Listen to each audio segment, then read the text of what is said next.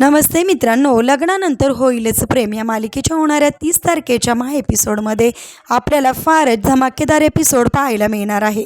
तर मित्रांनो, आपल्याला असं पाहायला मिळणार आहे की इकडे आत्तापर्यंत आपण पाहिलं की नंदिनी तिचं बाळ गेल्याचं सत्य सगळ्यांपासून लपवून ठेवते। घरामध्ये कोणालाही ते सत्य कळू नये म्हणून ती अक्षरशः खोटं पोट लावून फिरत असताना आपल्याला पाहायला मिळते आणि तोच दिवस समोर येतो आणि नंदिनीचं सत्य सगळ्यांसमोर आलेलं आपल्याला पाहायला मिळतं। वटपौर्णिमा असते। वटपौर्णिमेच्या दिवशी काव्या, नंदिनी, जीवा, पार्थ सगळेजण छान रेडी झालेले असतात। घरातील सगळेच व्यक्ती हॉलमध्ये असतात। नेमकी तिथे वसू आत्या येते आणि वसू आत्या सगळ्यांसमोर अशी म्हणते की तुमचा फार विश्वास आहे ना तुमच्या नंदिनीवर, की नंदिनी कधीच खोटं बोलणार नाही, नंदिनी कधीच सत्य लपवणार नाही। असं बोलताच क्षणी सगळेजण एकमेकांकडे पाहायला लागतात। काव्यासुद्धा समोर पाहायला लागते। त्या क्षणी तिथे रम्या येते।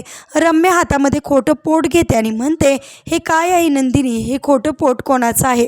असं बोलता क्षणी सगळ्यांच्या चेहऱ्यावर आपल्याला प्रश्नचिन्ह पाहायला मिळतं। नंदिनीला फार टेन्शन येतं, जीवालासुद्धा फार टेन्शन येतं, तर इकडे काव्यालासुद्धा फार मोठा धक्का बसतो। म्हणजेच आता नंदिनीचं जे काही बाळ गेल्याचं सत्य आहे ते रम्यामुळे सगळ्यांसमोर आलेलं आपल्याला पाहायला मिळणार आहे। आता हे सगळं सत्य समोर आल्यानंतर काव्य काय निर्णय घेणार आणि नंदिनी काय निर्णय घेणार हे पाहणेसुद्धा फार इंटरेस्टिंग ठरणार आहे। आता घरातील सगळ्या व्यक्तींना काय धक्का बसणार आणि त्याच्यावर सगळे काय रिॲक्ट होणार हे पाहणे इंटरेस्टिंग ठरणार आहे। तुम्हाला काय वाटतं?